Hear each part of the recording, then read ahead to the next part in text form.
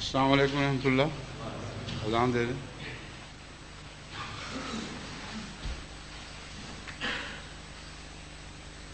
अल्लाहु अकबर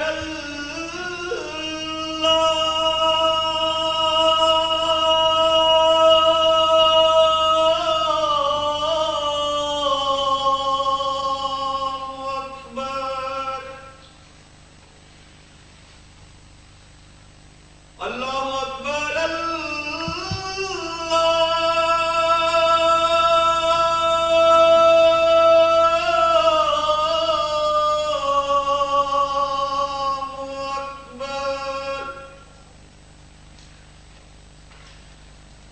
अशहदु अल्ला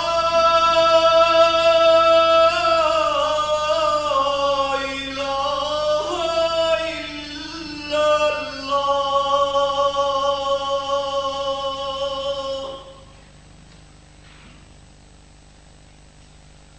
अशहदु अल्ला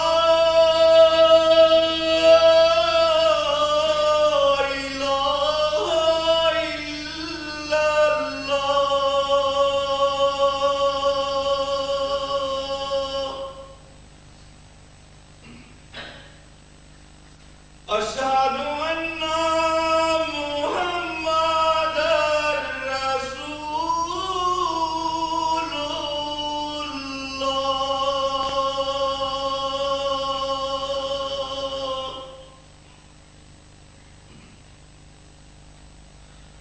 أشهد أن محمدًا رسول الله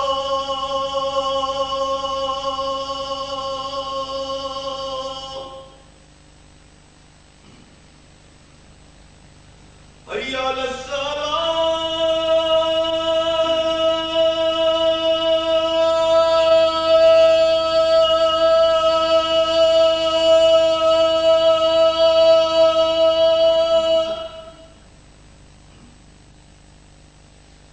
حي على الصلاة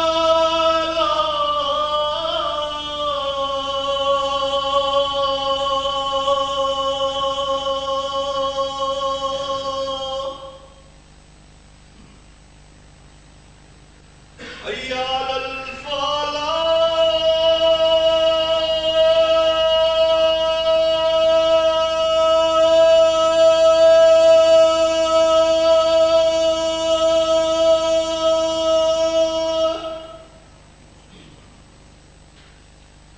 حي على الفلاح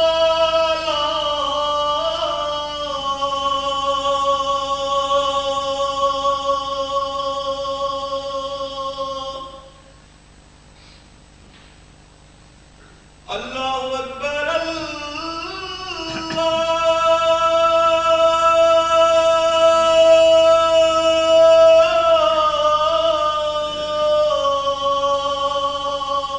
أكبر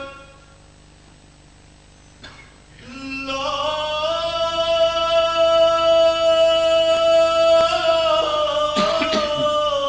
إله إلا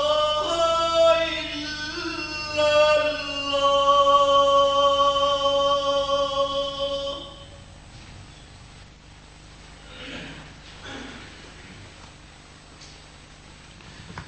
أشهد أن لا إله إلا الله وحده لا شريك له وأشهد أن محمدًا عبده ورسوله أما بعد فأعوذ بالله من الشيطان الرجيم بسم الله الرحمن الرحيم الحمد لله رب العالمين الرحمن الرحيم مالك يوم الدين إياك نعبد وإياك نستعين اهدنا الصراط المستقيم صراط الذين أنعمت عليهم غير المغضوب عليهم ولا الضالين.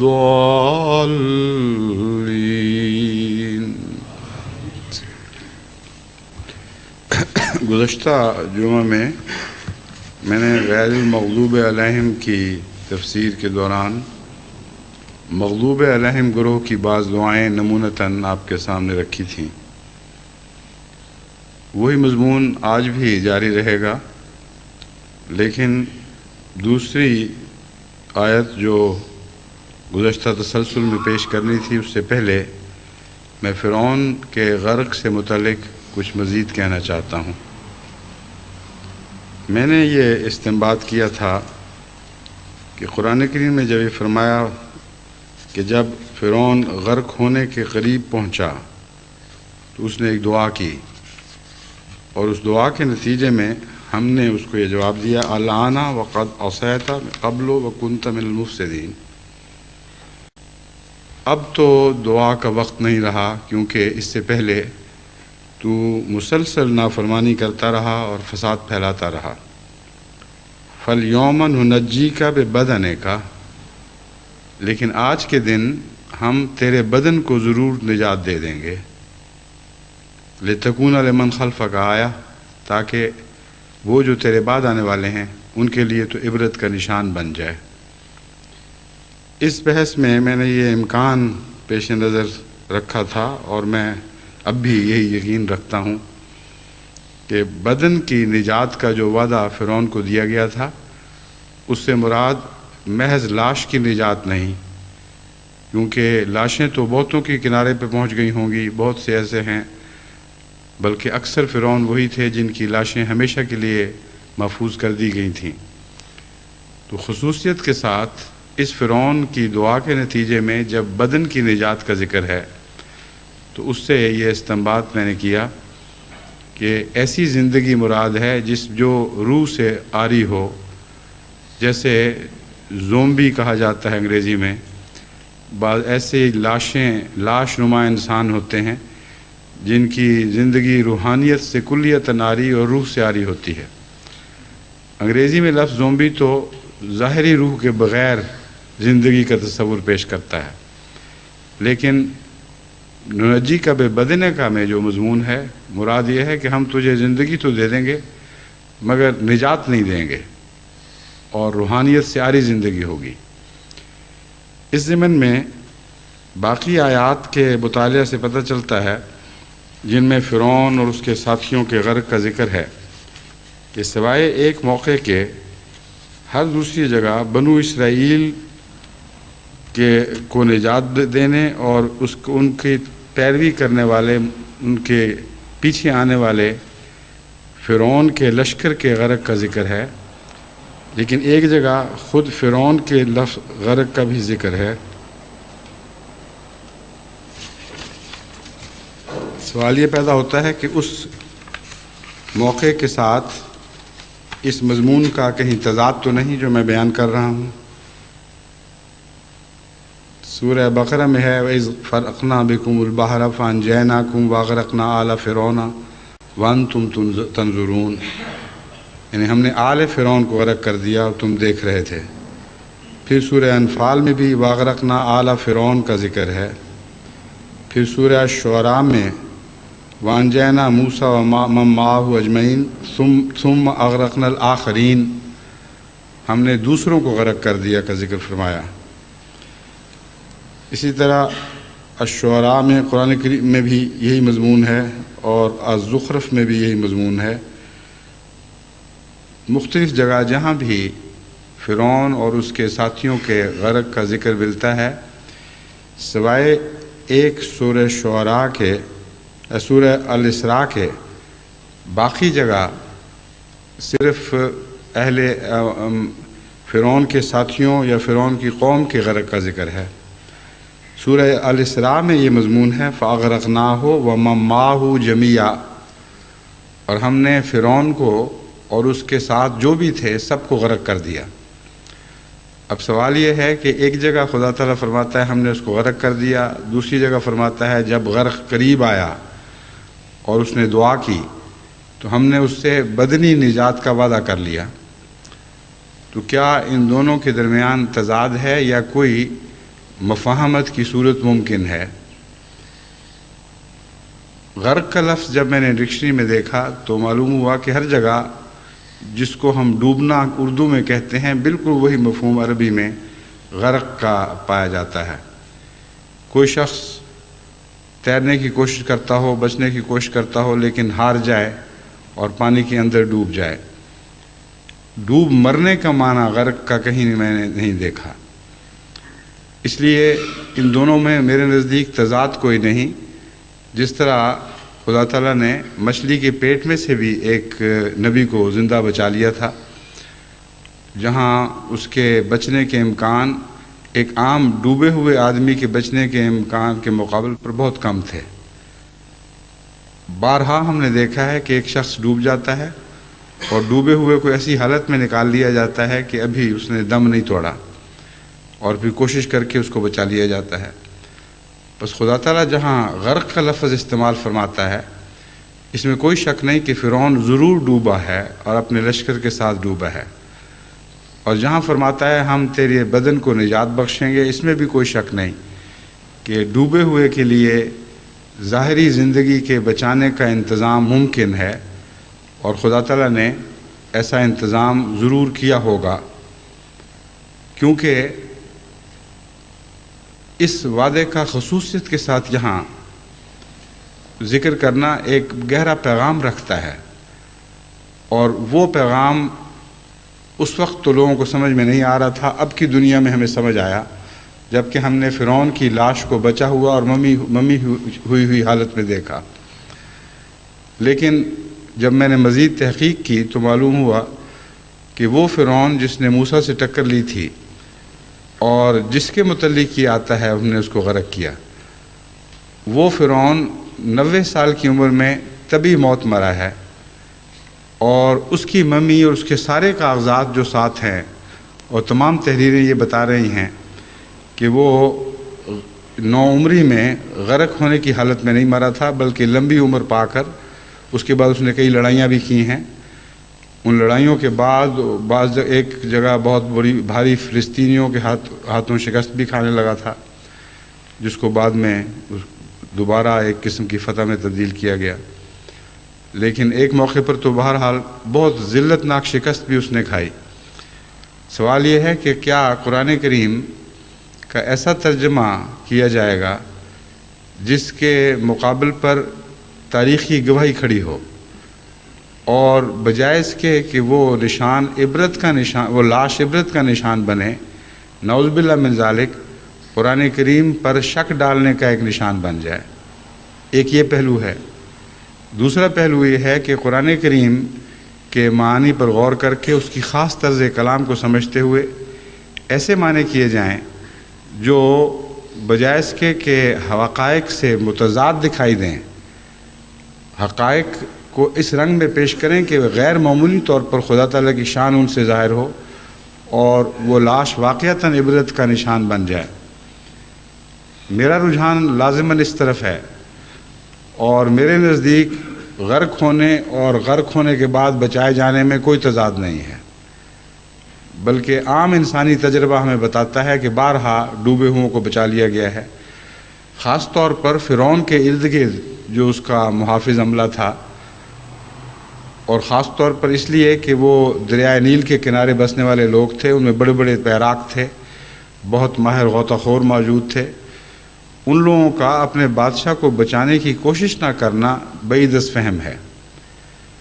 اس لیے ہرگز بعید نہیں، بلکہ میرے نزدیک واقعتاً یہی ہوا کہ فرعون کو ڈوبنے کے بعد اس کے ساتھیوں نے غوطہ خوری کے ذریعے جو بھی انہوں نے کوشش کی اس کی لاش کو نکالا، اور چونکہ خدا تعالیٰ نے وعدہ کر لیا تھا کہ میں تیرے بدن کو نجات بخش دوں گا، اس لیے وہ بدن زندہ رہا اور ایک لمبے عرصے تک اس بدن کے ساتھ وہ چلتا پھرتا حکومت کرتا ہوا دکھائی دیا، لیکن اس کی روح کو نجات نہیں بخشی گئی، گویا زندگی میں ہی اس کی موت کا فیصلہ کر دیا گیا تھا، اور ایک ایسا قطعی فیصلہ تھا جو باقی سب سے اس کو جدا کرتا ہے۔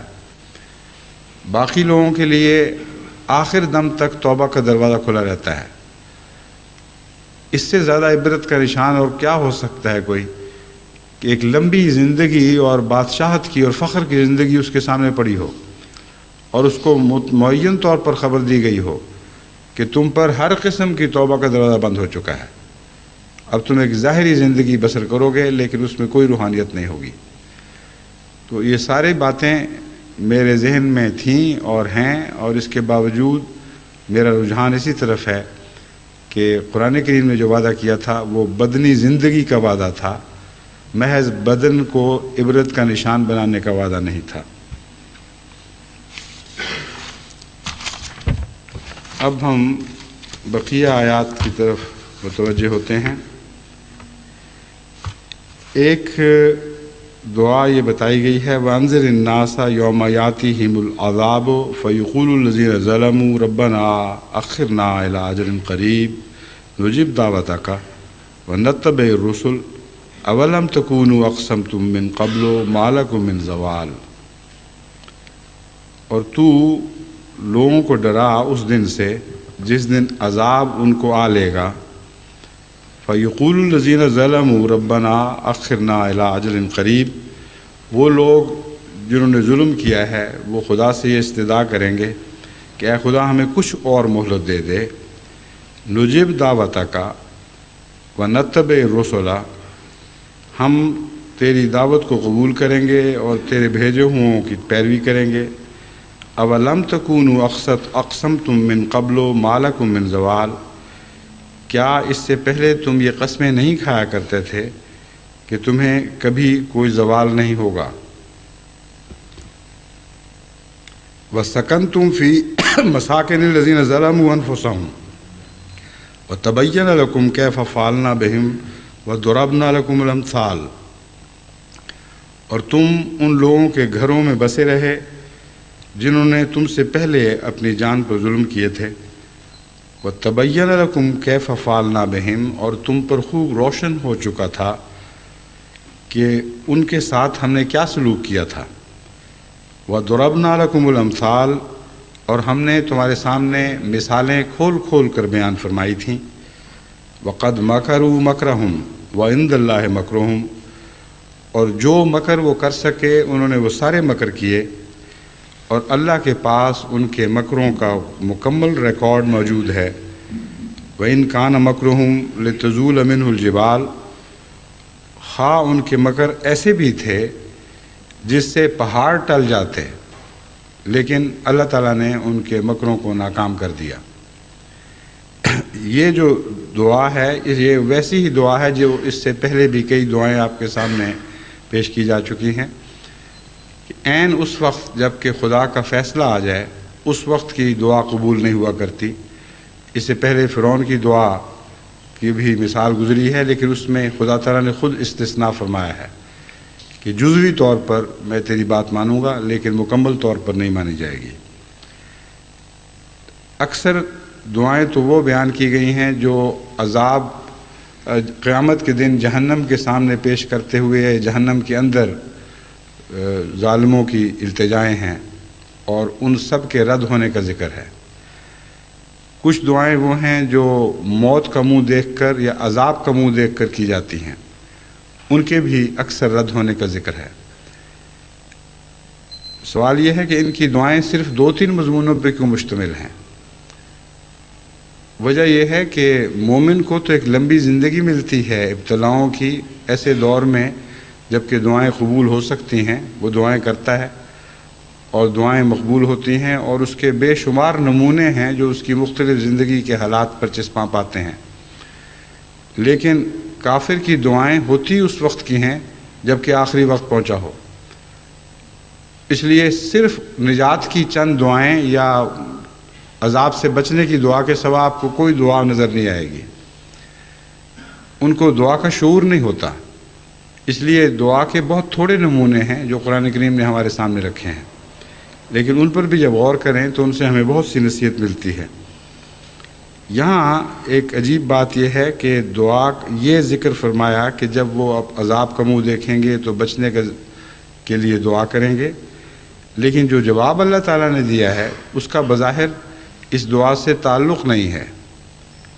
فرمایا اولم تکونوا اقسمتم من قبل ما لکم من زوال، کیا تم وہی لوگ نہیں ہو جو اس سے پہلے قسمیں کھایا کرتے تھے کہ تم پر کبھی زوال نہیں آئے گا. وہ تو یہ دعا کر رہے ہیں کہ اے خدا ہمیں بچا لے، ہم توبہ کریں گے، ہم سے عذاب ٹال دے تاکہ ہم دوبارہ موقع پائیں کہ تیرے رسولوں کی پیروی کریں اور تجھ پر ایمان لائیں. لیکن جواب یہ دیا جا رہا ہے کیا اس سے پہلے تم ہی لوگ یہ قسمیں نہیں کہا کرتے تھے کہ ہمیں کوئی زوال نہیں آئے گا.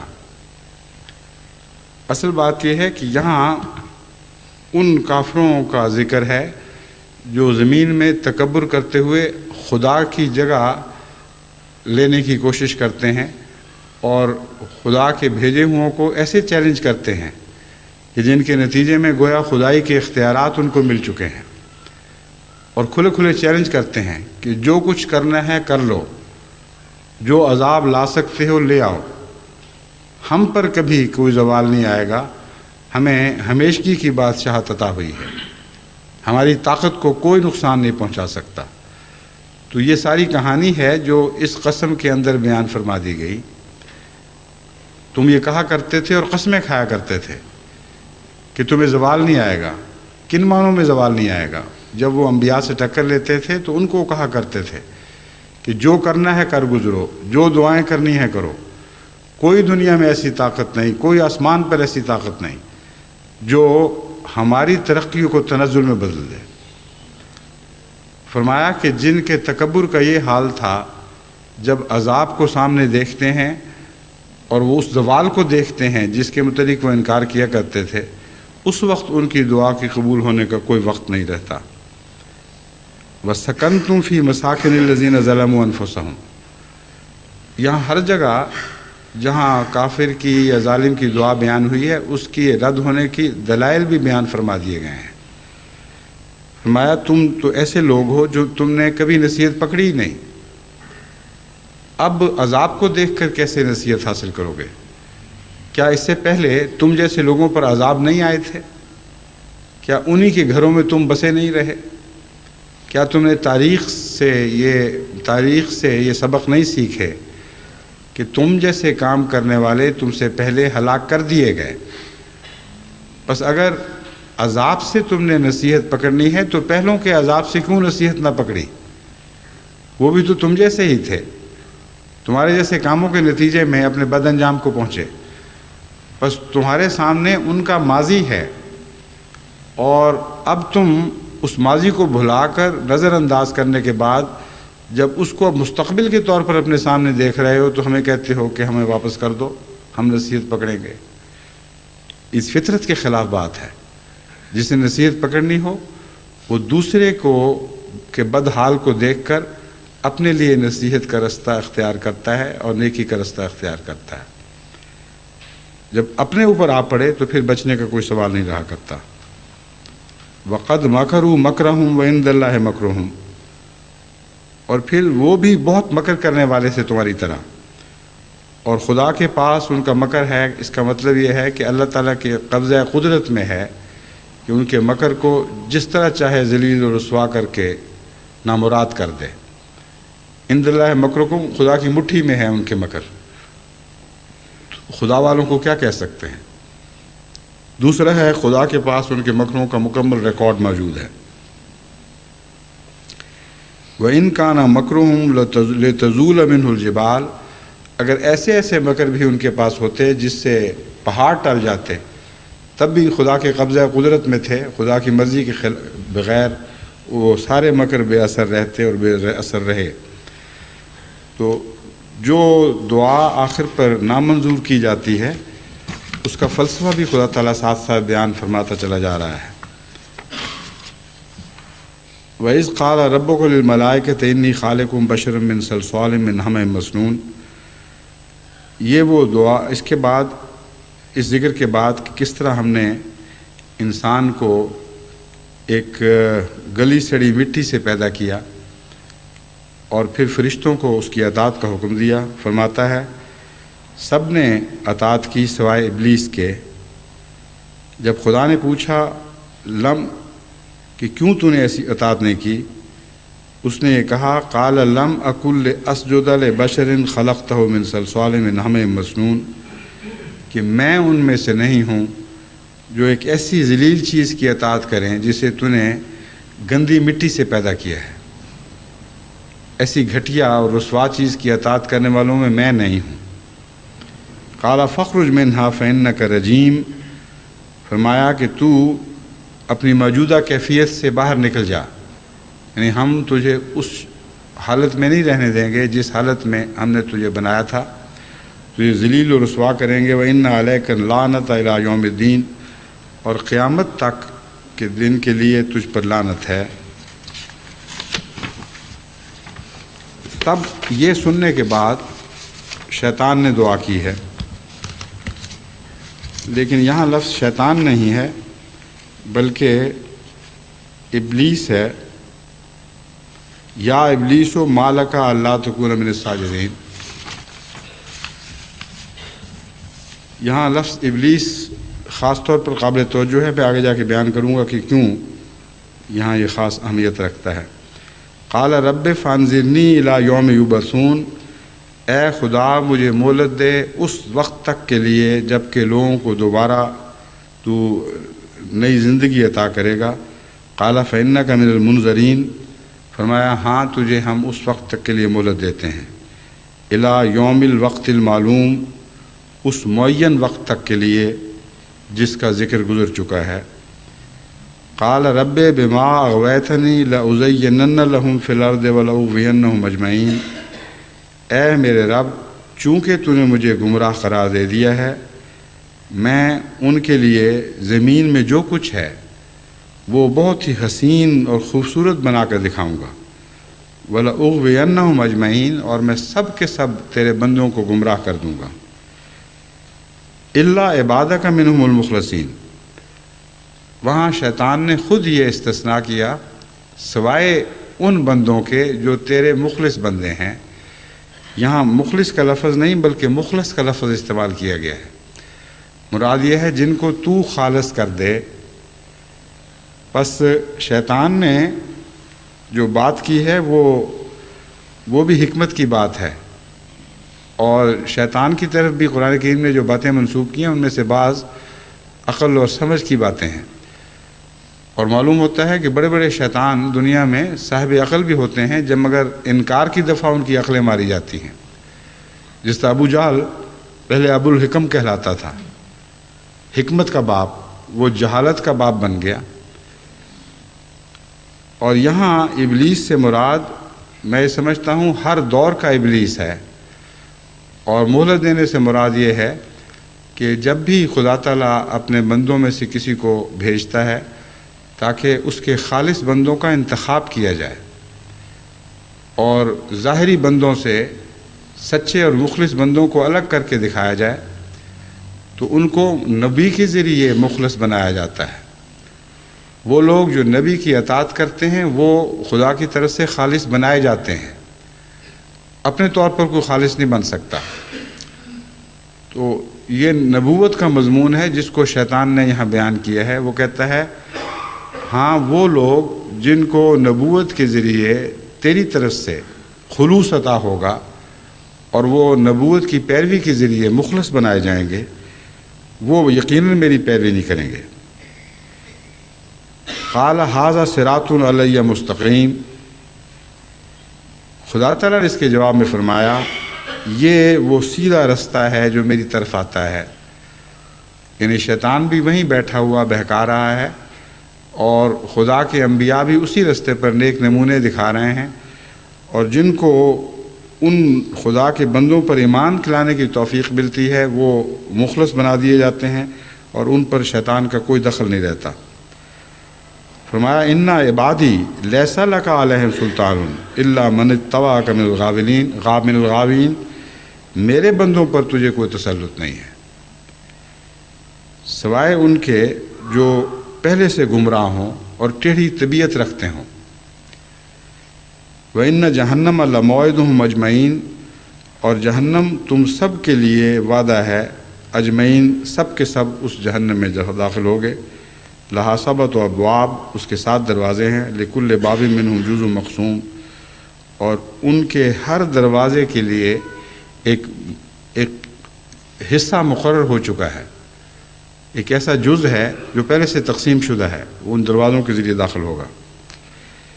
ان سادہ سی آیات میں بہت سی حکمت کی ایسی باتیں ہیں جن کا ذکر ضروری ہے۔ شیطان نے تو یہ صرف اتنا کہا تھا کہ تیرے مخلص بندوں پر، میرا مخلص بندوں کے سوا میں سب کو گمراہ کر دوں گا۔ اللہ تعالیٰ فرماتا ہے کہ جن کو تو گمراہ کرے گا ان پہ بھی تیرا تسلط اس وجہ سے ہوگا کہ ان کے اندر کجی موجود ہوگی، ورنہ تیرا کچھ بھی اختیار نہیں ہے۔ یہ ایک بہت گہرے فلسفے کی اور حکمت کی بات ہے جسے مومن کو سمجھ لینا چاہیے کہ شیطان کا کسی پر بھی کوئی تسلط نہیں ہے۔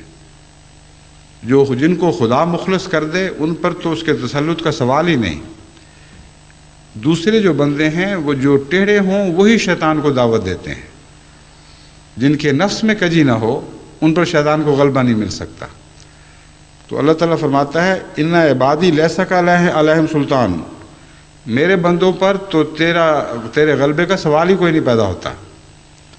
اِلَّا مَنِ اتَّبَعَکَ مِنَ الْغَاوِینَ، سوائے اس کے کہ کوئی ٹیڑھے لوگ خود تیری پیروی کریں۔ بس گناہ کا فلسفہ ہے جو بہت کھول کر بیان فرما دیا گیا۔ اگر اب اپنی غلطیوں پر کوئی انسان گہری نظر سے نگاہ ڈالے اور اپنے ماضی کے حالات کا مطالعہ کرے تو اس پر یہ خوب کھل جائے گا کہ اندر کی وہ کجی ہے جو باہر سے گناہ کو بلاتی ہے۔ جب تک وہ کجی انسانی فطرت میں پیدا نہ ہو، انسان گناہ کی طرف نہ راغب ہو سکتا ہے، نہ گناہ اسے مغلوب کر سکتا ہے۔ اس لیے پہلے اندر ایک فیصلہ ہو جاتا ہے، اور وہی فیصلہ ہے جو آگے پھر گناہ کے رستوں کی پیروی کرنے کی توفیق دیتا ہے۔ بس کیسا خوبصورت اور واضح انسانی فطرت کا نقشہ کھینچا گیا ہے۔ بس اندر کی جو کجی ہے اس کا نام شیطان ہے، اور باہر سے بلانے والے جو ہیں وہ ابلیس ہیں۔ اور آن حضرت صلی اللہ علیہ وآلہ وسلم کے دور میں بھی ابو جہل ایک ابلیس تھا، اور اسی طرح ہر دور میں بہت سے ابلیس پیدا ہوتے ہیں، ضروری نہیں کہ صرف ایک ہی ہو۔ وہ بدیوں کی طرف بلاتے ہیں، اور ہر انسان کے اندر ایک شیطان ہے، جیسا کہ آن حضرت صلی اللہ علیہ وآلہ وسلم نے فرمایا کہ ہر شخص کے اندر، ہر شخص کی رگوں میں شیطان دوڑ رہا ہے، اور ہر شخص کا اپنا شیطان ہے۔ جب پوچھا گیا کہ یا رسول اللہ آپ کا بھی شیطان ہے؟ آپ نے فرمایا ہاں، لیکن وہ مسلمان ہو گیا، یعنی میرے اندر کوئی کجی رہی نہیں۔ یہ بہت گہرا فطرت کا راز ہے۔ ہر انسان کی رگوں میں کچھ نہ کچھ کجی موجود ہوتی ہے جو اسے باہر کی بد آواز کے سامنے سر جھکانے پر آمادہ کر دیتی ہے، اور اصل خطرناک شیطان اندر کا شیطان ہے۔ اور وہ شیطان اگر مسلمان ہو جائے تو پھر کسی کو دنیا میں اس شخص کے اوپر غلبہ نہیں نصیب ہو سکتا، یعنی خدا کے سوا کسی کو اس شخص پر غلبہ نصیب نہیں ہو سکتا۔ تو اس انسانی گہری فطرت کے راز کو سمجھنے کے بعد ایک انسان شیطانی اثرات سے یا ابلیسی اثرات سے بہتر رنگ میں بچ سکتا ہے۔ اور مزید پھر اس بات کو واضح فرما دیا کہ یہاں فطرت انسانی کی بات ہو رہی ہے۔ فرمایا جہنم جس میں یہ لوگ داخل کیے جائیں گے، لہا سبعۃ ابواب، اس کے 7 دروازے ہیں۔ جنت کے بھی 7 دروازے بتائے گئے ہیں، اور جہنم کے بھی 7 دروازے بتائے گئے ہیں۔ اس ضمن میں ایک مرتبہ ربہ میں آغاز کے سالوں میں نے ایک خطبہ دیا تھا جس میں سمجھایا تھا کہ ان دروازوں سے کیا مراد ہے۔ 5 تو حواس خمسہ ہیں، کان کا دروازہ، آنکھ کا دروازہ، شامہ قوت شامہ کا دروازہ، مزے کا دروازہ، لمس کا دروازہ وغیرہ وغیرہ۔ یہ 5 سوراخ ایسے ہیں جن کے ذریعے انسان بیرونی دنیا سے رابطہ کرتا ہے۔ اگر ان دروازوں پر پہرے نہ بٹھائے گئے ہوں تو جہاں بھی کمزوری ہوگی وہاں سے کوئی اچکا داخل ہو سکتا ہے، کوئی چور آ سکتا ہے۔ بس جو لوگ ان دروازوں کی حفاظت کریں وہ خدا کے فضل کے ساتھ امن میں رہتے ہیں۔ لیکن 2 دروازے اندر بھی ہیں، ان میں سے ایک دماغ کا دروازہ ہے اور ایک دل کا دروازہ ہے، اور یہ وہ دونوں دروازے ایسے ہیں جو تمام 5 اثرات کو قبول کرتے یا رد کرتے ہیں، اور ان اثرات کے نتیجے میں ان کی اپنی ایک شخصیت پیدا ہوتی ہے۔ ایک شخصیت ذہنی قابلیتوں کی شخصیت ہے، ایک شخصیت جذباتی قابلیتوں کی شخصیت ہے، اور یہ دونوں چیزیں بیرونی اثرات سے رفتہ رفتہ بنتی ہیں، اور اندرونی قابلیتوں کے اوپر جب بیرونی اثرات اپنی روشنی ڈالتے ہیں تو ان کے نتیجے میں اندر سے ایک روشنی پیدا ہوتی ہے۔ اسی طرح بیرونی اندھیرے جب اندر کے اندھیروں پر اپنا اثر ڈالتے ہیں تو اندر سے ایک اور تاریکی پیدا ہوتی ہے۔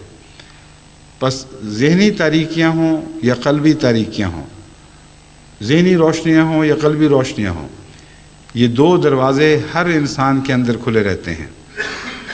بس قرآن کریم نے جب فرمایا کہ 7 دروازوں سے جہنم میں تم لوگ داخل کیے جاؤ گے تو مراد یہ ہے کہ اندر کے شیطان، انسانی نفس کے ساتھ لگے ہوئے شیطان جو ہیں یہ سب سے زیادہ اہمیت رکھتے ہیں۔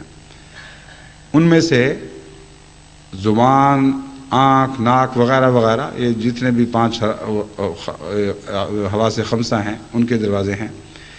ان پر اگر انسان قابو پا لے اور ان کو خدا کے سپرد کر دے تو پھر اندر کے 2 دروازے بھی واقعتاً خدا کے سپرد ہو جاتے ہیں، یعنی ذہن کا دروازہ اور دل کا دروازہ۔ اللہ تعالیٰ فرماتا ہے کہ ایسے لوگ وہ ہیں جو مخلصین ہیں، جن کو اللہ کے لیے خالص کر دیا گیا ہے، ان پر کسی ابلیس کو کوئی تسلط نہیں ہو سکتا۔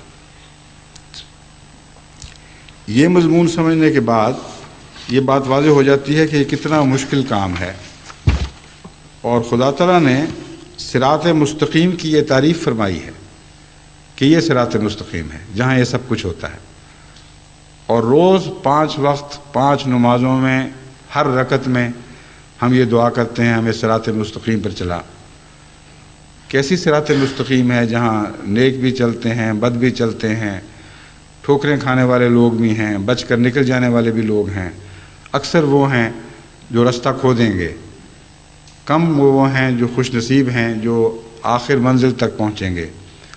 ان سب کے مضامین تفصیل سے قرآن کریم نے کھول کر ہمارے سامنے رکھے، تمام دعائیں ہمیں سکھائیں، وہ ان بد دعاؤں سے ہمیں متنبع کیا جو مغضوب علیہم اور ضالین کی دعائیں ہیں، لیکن وہ بھی صراط مستقیم پر بھی آپ کو ملتے ہیں۔ لیکن وہ صراط جو سیدھی خدا تک پہنچا دیتی ہے وہ عباد اللہ المخلصین کی راہ ہے، اور انہی کی دعائیں کرتے ہوئے ہمیں ان رستوں پر آگے بڑھنا چاہیے، اور جو ٹھوکریں خدا تعالیٰ نے ہم پر کھول دی ہیں ان سے بچنے کی کوشش کرتے رہنا چاہیے، لیکن اس یقین کے ساتھ کہ اپنی کوشش سے کوئی انسان نیک نہیں ہو سکتا جب تک دعا کے ذریعے اسے توفیق نہ ملے، اور دعا کی قبولیت کے لیے ضروری ہے کہ دل سے ایک خالص آواز اٹھے اس دعا کی قبولیت کے لیے۔ عام دعاؤں کے لیے تو دل سے خالص دعائیں آسانی سے اٹھ جاتی ہیں، مگر نیکی کی دعا کے لیے دل کی خالص آواز کو بلند کرنا بہت مشکل کام ہے۔ یہ بات میں آپ کو اچھی طرح سمجھا دینا چاہتا ہوں۔ آپ اگر یہ دعا کہیں کہ ہمارا بچہ ٹھیک ہو جائے تو دل سے نکلے گی، یہ دعا کریں کہ اے خدا ہمیں اس بلا سے نجات بخش دے، ہمیں اس طوفان سے بچا لے، تو دل سے اٹھے گی۔ چنانچہ قرآن کریم نے، جیسا کہ میں نے پہلی دعاؤں میں ذکر کیا، ان دعاؤں کی قبولیت کی وجہ بیان کرتے ہوئے فرمایا کہ ہمیں پتہ تھا کہ بعد میں یہ لوگ مکر جائیں گے، لیکن اس وقت دل سے دعا کر رہے تھے، ایک مسترکی دعا تھی اور ہم نے اس کو قبول کر لیا۔ لیکن نیکی کی دعا مانگنا سب سے مشکل دعا ہے، کیونکہ وہ بہاؤ کے خلاف دعا ہے۔ انسانی فطرت گناہوں کی پیروی کرتی ہے، اس کی طرف دھکیل کے لے جانا چاہتی ہے، تبھی بہاؤ انسانی طبیعت کا مزے کی طرف ہے، لذتوں کی طرف ہے، آرام طلبی کی طرف ہے۔ بہاؤ کے خلاف دعا کرنا سب سے مشکل دعا ہے۔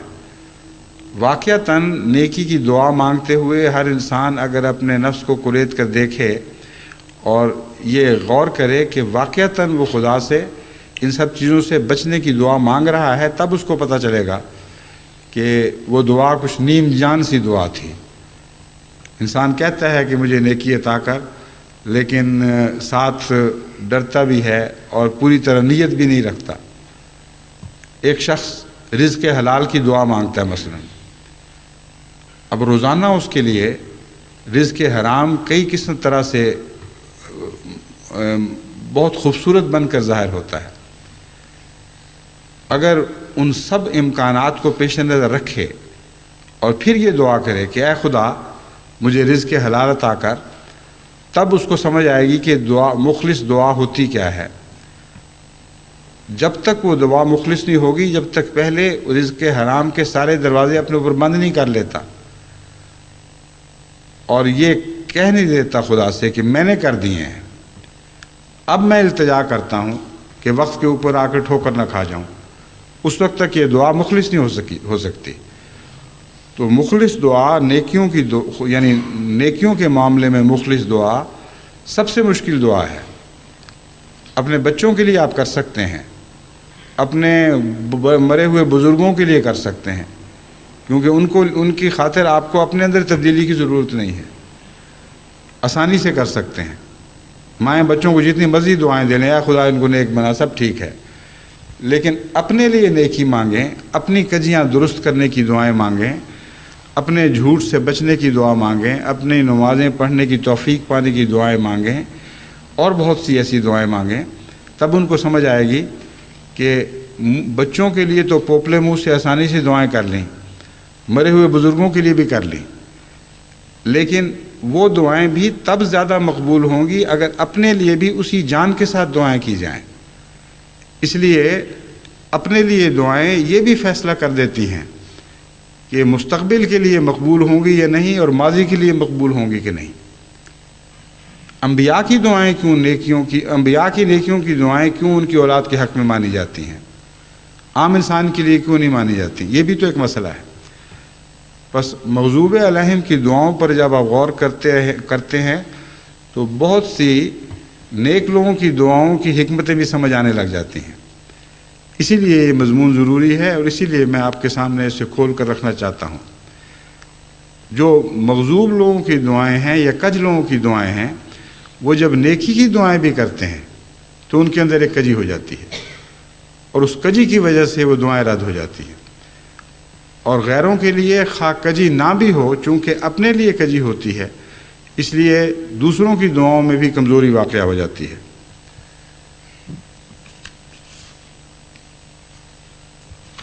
ایک دعا ہے قیامت کے دن، دعا ہے یا سوال کہہ لیجئے، پوری دعا نہیں بنتی، ایک سوال ہے، اور وہ یہ کہ خدا تعالیٰ جب کسی کو اندھا بنا کر اٹھائے گا، یعنی دوسری دنیا میں نور سے عاری کر دے گا، بصیرت سے عاری فرما دے گا، تو یہ کہے گا قال رب لما حشرتنی اعمیٰ وقد کنت بصیرا، کہ اے میرے رب تو نے مجھے اندھا کیوں اٹھا دیا، میں تو دنیا میں دیکھا کرتا تھا۔ قال کذالک اتتک آیاتنا فنسیتہا،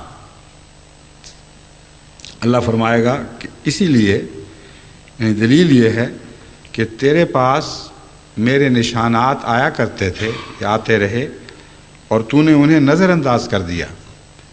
نسیتہا کا معنی یہاں بھلا دینا ان معنوں میں نہیں کہ ایک چیز یاد تھی اور بھلا دی گئی۔ نسیتا کا معنی ہے انہیں اس طرح نظر انداز کر دیا گویا وہ بھول چکے تھے، فراموش کر دیا ان کو، ان کی طرف توجہ ہی نہیں کی۔ وَكَذَلِكَ الْيَوْمَ تُنْسَىٰ، اور آج تجھے اسی طرح بھلا دیا جائے گا۔ دیکھتے ہوئے نہ دیکھنے کا مضمون ہے جو بیان ہوا ہے۔ تنسا کا نسیتہا کا مطلب یہ نہیں ہے کہ تو نے کوئی یاد چیز کو بھلا دیا، بلکہ مراد یہ ہے کہ تیرے سامنے تھی اور تو نے دیکھا ہی نہیں، نظر انداز کر دیا۔ تو جو چیز اپنی مرضی سے تو نے نہیں دیکھی آج تجھے نظر ہی نہیں آئے گی، اور آج تو بھی اسی طرح خدا کے سامنے بھلا دیا جائے گا اور تیری ضرورتوں کی پرواہ نہیں کی جائے گی۔ یہ بہت ہی دردناک سزا ہے، اور یہ سزا ہم دنیا میں اپنے لیے بناتے چلے جاتے ہیں۔ جب خدا کی طرف سے کوئی بات ظاہر ہو جائے، اسے دیکھنے کے باوجود آنکھیں بند کر لی جائیں، تو اس پر یہ مضمون صادق آتا ہے۔ میں نے بہت سے تبلیغ کے دوران مولویوں سے باتیں کی ہیں، اور میں ذاتی طور پر جانتا ہوں نظر آتے تھے وہ لوگ اپنی آنکھیں بند کرتے ہوئے۔ جب ان کے سامنے کھلی کھلی بات رکھی گئی تو ان کے چہروں پر آپ خوف کے آثار دیکھ سکتے تھے۔ آپ جانتے تھے کہ ان کو نظر آ گیا ہے، لیکن بڑی پریشانی کے ساتھ انہوں نے اس رخ کو موڑا ہے اور کوشش کر کے مضمون کو بدلتے تھے۔ یہ ان لوگوں کا ذکر ہے، اور بعض دفعہ انسان روزمرہ کی زندگی میں مومن ہوتے ہوئے بھی ایسی غلطیاں کر جاتا ہے۔ اس لیے اس سوال کا جواب خدا نے ہمیشہ کے لیے دے دیا کہ تم آئندہ کی زندگی کے لیے اپنی بصارت اور بصیرت خود بناؤ گے یا خود بگاڑو گے۔ اگر اس دنیا میں تم اندھے بن کے رہو گے تو قیامت کے دن بھی اندھے ہی اٹھائے جاؤ گے، اور اگر اس دنیا میں روشنی پاؤ گے تو پھر قیامت کے دن بھی روشنی عطا ہوگی۔ اس کا تعلق صرف آنکھوں سے نہیں بلکہ حواس خمسہ سے ہے۔ تمام حواس کا تعلق خدا تعالیٰ کی بعض فرما برداریوں اور بعض نشانات سے ہے، اور جہاں جہاں انسان ان کو بھلاتا ہے وہاں اگر پرکلیتاً ان پر فالج نہیں گرا دیتا تو کم سے کم ان حصوں کو بیمار کر دیتا ہے، اور قیامت کے دن ان حصوں سے اس نے جنت کی لذتیں پانی ہیں یا ان جنت سے محرومی کے نتیجے میں عذاب دیکھنا ہے۔ اس لیے بہت ہی احتیاط کی ضرورت ہے کہ اس دنیا میں ہم اپنے حواس خمسہ کو اس طرح استعمال کریں کہ ان سے ملتے جلتے ان سے تعلق رکھنے والے حواس خمسہ آئندہ کی دنیا میں پیدا ہوتے رہیں۔ چنانچہ جب میں نے کہا کہ اس کا تعلق صرف آنکھوں سے نہیں بلکہ دوسرے حواس سے بھی ہے، اس کی وجہ یہ ہے کہ قرآن کریم اس کے بعد فرماتا ہے وَكَذَلِكَ نَجْزِي مَنْ أَسْرَفَ وَلَمْ يُؤْمِنْ بِآيَاتِ رَبِّهِ، ہم اسی قسم کا سلوک ہر اس شخص سے کرتے ہیں جو اسراف سے کام لیتا ہے اور خدا تعالیٰ کے نشانات پر ایمان نہیں لاتا اور ان کا انکار کرتا ہے۔ وَالْعَذَابُ الْآخِرَةِ أَشَدُّ وَأَبْقَىٰ، اس ضمن میں جو بعد میں آنے والا عذاب ہے وہ زیادہ سخت ہوگا اور باقی رہنے والا ہوگا۔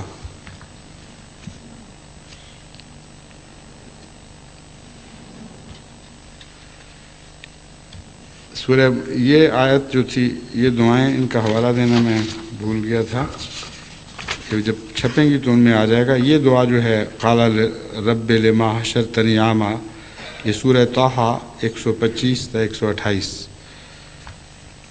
سورہ مومنون کی 100 تا 102 آیات میں اللہ تعالیٰ فرماتا ہے حتیٰ اذا جاء احدهم الموت قال رب ارجعون، یہاں تک کہ جب ان میں سے کسی ایک کو موت آ جائے تو وہ یہ کہے گا اے خدا مجھے لوٹا دے، لعلی اعمل صالحا فیما ترکت کلا، تاکہ میں جو جگہ چھوڑ کر آیا ہوں اس جگہ واپس جا کر نیک اعمال بجا لاؤں، یعنی اپنی زندگی کو نئے اعمال سے زینت دوں۔ کلا، خبردار ایسا نہیں ہوگا۔ انہا کلمۃ ہو قائلہا، یہ تو محض منہ کی بات ہے جو یہ شخص کہہ رہا ہے۔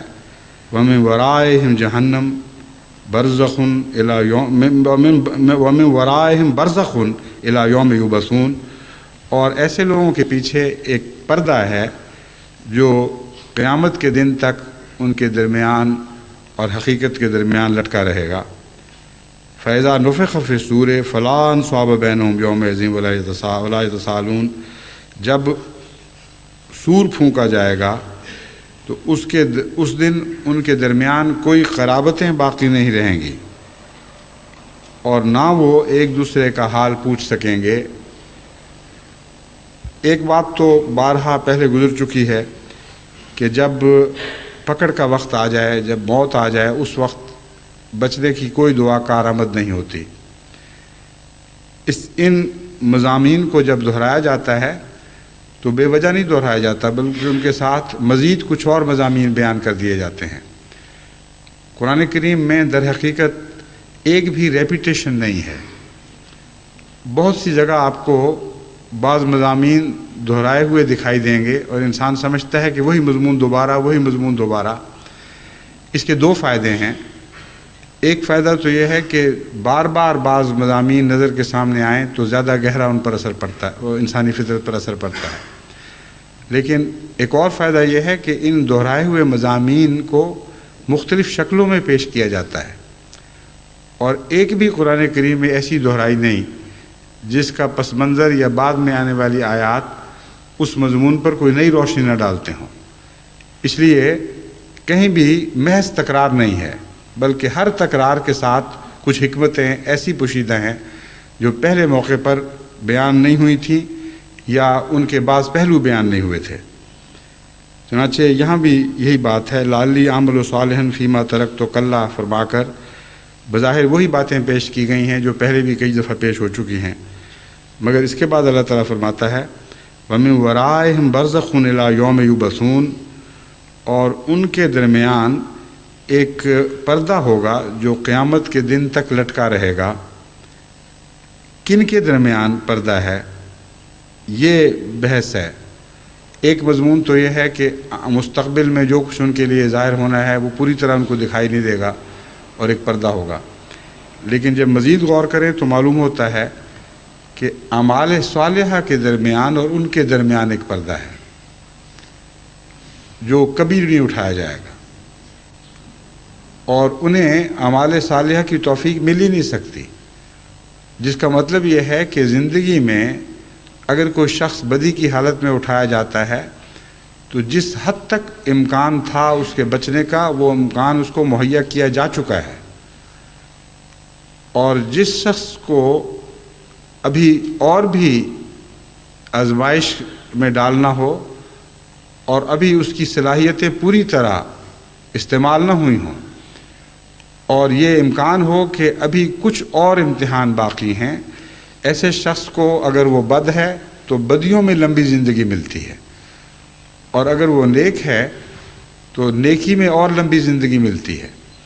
لیکن کوئی شخص اس وقت تک نہیں مرتا جب تک وہ اپنی نیکی یا بدی کی کیفیتوں میں اس حد تک آزمایا نہ جا چکا ہو کہ جس کے بعد یہ یقین سے کہا جا سکتا ہو کہ اب اس کے بعد اگر اسے 1,00,000 سال کی زندگی بھی ملے تو اس کے اندر تبدیلی پیدا نہیں ہوگی، اگر کروڑ سال کی زندگی بھی ملے تو اس کے اندر تبدیلی پیدا نہیں ہوگی۔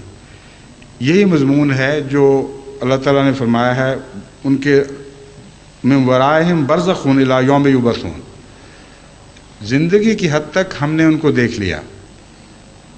یہ جو کہتے ہیں کہ ہمیں دوبارہ موقع ملے گا تو ہم نیک اعمال کریں گے، یہ سب بکواس جھوٹ ہے، منہ کی باتیں ہیں۔ قیامت تک اب یہ لوگ نیکی کی توفیق نہ پانے والے ہیں، تب ہم نے ان کو ایسی حالت میں اٹھایا ہے۔ اور پھر اس مضمون کو آگے بڑھا کر فرمایا وَإِذَا نُفِخَ فِي الصُّورِ فَلَا أَنْصَابَ بَيْنَهُمْ يَوْمَئِذٍ وَلَا يَتَسَاءَلُونَ، ان کے اور ان کے نیک ساتھیوں کے درمیان کوئی رشتہ بھی باقی نہیں رہے گا، جس طرح ان کے اور ان کے اعمال کے درمیان کوئی رشتہ نہیں، اسی طرح ان کے اور ان کے وہ رشتہ دار جو نیک تھے ان کے درمیان کوئی رشتہ دوبارہ قائم نہیں ہوگا، بلکہ ان کے بدوں کے ساتھ رشتے رہیں گے۔ اور جس طرح یہاں انسان اپنے نیک ساتھیوں کے بھی حال پوچھ لیا کرتا ہے، اولاد ہو یا ماں باپ ہوں یا اور عزیز ہوں اقربا ہوں، ان میں نیک اور بد اکٹھے رہتے ہیں، لیکن یہاں مرنے کے بعد فرمایا کہ بدوں اور نیکوں کی دنیا الگ ہو کر دی جائے گی، اور وہ ایک دوسرے کے حال پوچھنے کی بھی توفیق نہیں پائیں گے، سوائے اس کے کہ قرآن کریم میں بعض جگہ نمونتاً خدا تعالیٰ سے استدعا کی گئی ہے کہ ہمیں ان لوگوں کا حال دکھا، اور خدا تعالیٰ ان کو توفیق دے گا کہ نمونتاً دوسرا حال دیکھ لیں۔ وہ ایک الگ مضمون ہے جو استثناء کے طور پر ہے، اس آیت میں عمومی مضمون ہے جو بیان ہوا ہے۔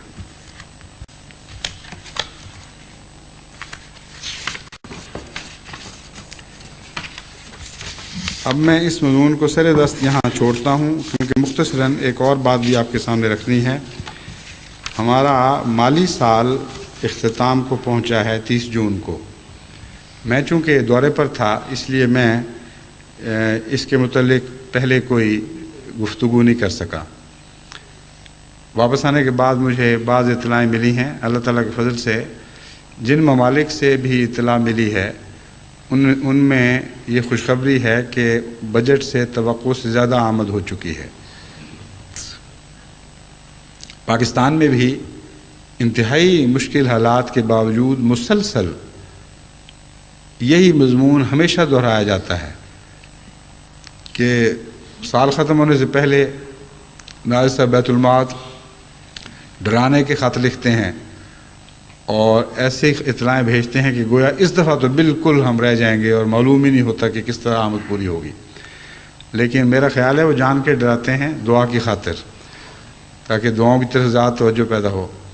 اب میں سفر میں تھا، مجھے ان کا خط ملا اور بہت سخت ڈرانے والا خط تھا کہ اس دفعہ تو حالت حد سے زیادہ خراب ہو چکی ہے اور کوئی صورت نظر نہیں آتی کہ گویا ہم اس دفعہ بجٹ پورا کر سکیں گے۔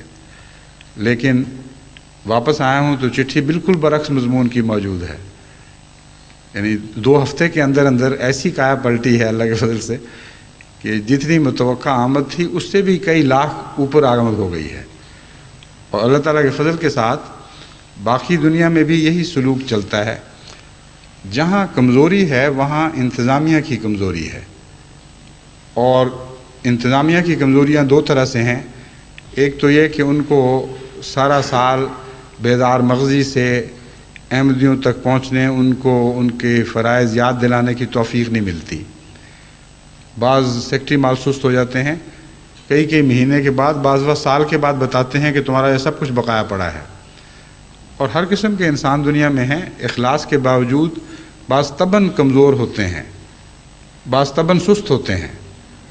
ان تک اگر پہنچ جائیں آپ وقت کے اوپر تو جو کچھ ہے حاضر کر دیں گے، لیکن جب وقت تک پہ نہ پہنچیں تو دنیا کی دوسری ضروریات پہلے آ جاتی ہیں، پھر وہ ان پر خرچ کر دیتے ہیں، آخر پر ان کے لیے مشکل ہو جاتا ہے۔ جہاں بھی انتظامیہ مستعد ہے اللہ تعالیٰ کے فضل سے، وہاں جماعت بھی اسی طرح مستعدی کا رد عمل دکھاتی ہے، اور جہاں انتظامیہ دعا کرنے والی ہے وہاں تو اللہ تعالیٰ کے فضل کے ساتھ حیرت انگیز نشان ظاہر ہوتے ہیں، دیکھتے دیکھتے مالی امور کی کایا پلٹ جاتی ہے۔ تو اس لیے میں اعلان کرتا ہوں، اور جہاں جہاں بھی اب یہ خطبے کی آواز پہنچے گی، کہ 1 مہینے کے اندر اندر اپنی مجالس عاملہ کی میٹنگز بلائیں اور اپنے سابقہ رویے کا جائزہ لیں تنقیدی نظر سے، اور یہ دیکھیں کہ سارا سال کیا مستعدی کے ساتھ نعت دہندوں کی فکر کی گئی، کم شرح سے چندہ دینے والوں کے معیار کو بلند کرنے کی کوشش کی گئی یا نہ کی گئی۔ اس ضمن میں یونائٹڈ اسٹیٹس میں جو میں نے مجلس عاملہ کو خصوصیت سے ہدایت دی تھی، وہ باقی دنیا میں بھی بھجوا دی جائے گی، یعنی اس کی ریکارڈنگ بھجوا دی جائے گی، اس پر بھی غور کر لیں اور اپنے مالی حالات کو بہتر بنانے کی کوشش کریں۔ دوسری بات یہ ہے کہ اکثر ممالک رپورٹ بھجوانے میں سستی کر دیتے ہیں۔ مثلا اب 1 سال تو سال کا جو مالی سال کا عرصہ ہے وہ تو گزر چکا، لیکن ابھی تک بھاری اکثریت ایسے ممالک کی ہے جنہوں نے یہاں رپورٹ بھیجنے کا خیال بھی نہیں کیا، حالانکہ ہر سال مکمل رپورٹ اس سال کی آنی چاہیے۔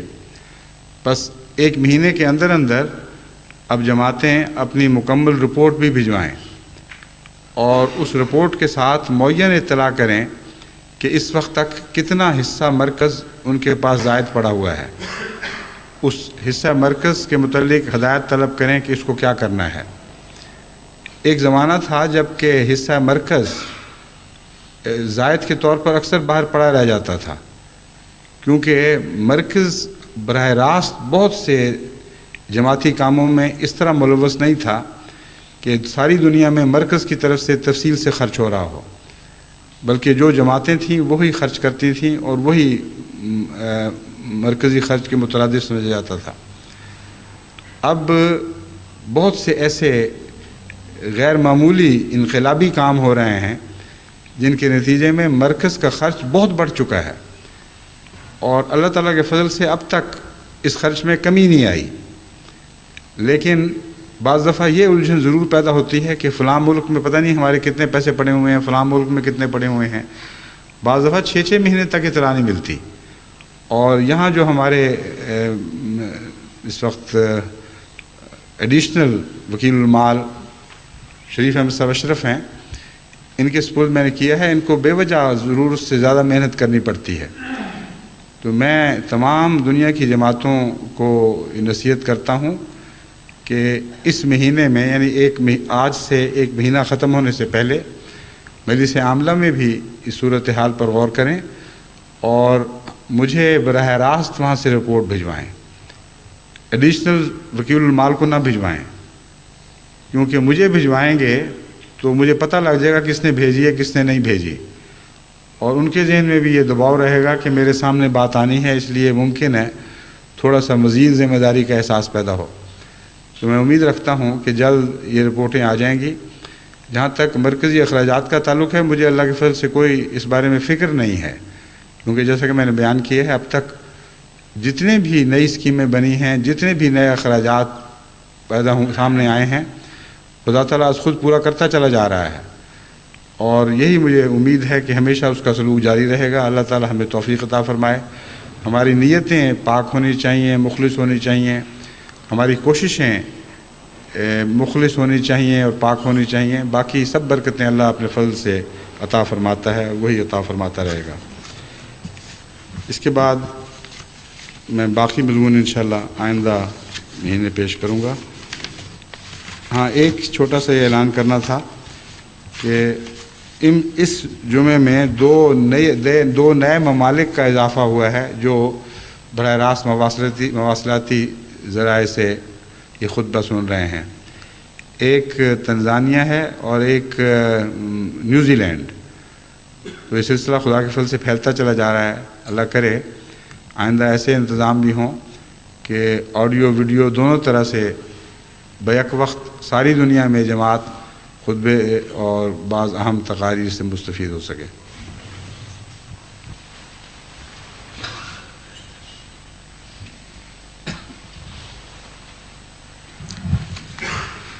الحمد للہ نحمده ونستعینه ونستغفره ونؤمن به ونتوکل علیہ ونعوذ باللہ من شرور انفسنا ومن سیئات اعمالنا من یهده اللہ فلا مضل له ومن یضللہ فلا ہادی له ونشهد أن لا إله إلا الله وحده لا شريك له ونشهد أن محمدا عبده ورسوله عباد الله رحمكم الله إن الله يأمر بالعدل والإحسان وإيتاء ذي القربى وينهى عن الفحشاء والمنكر والبغي يعظكم لعلكم تذكرون اذكروا الله يذكركم وادعوه يستجب لكم ولذكر الله أكبر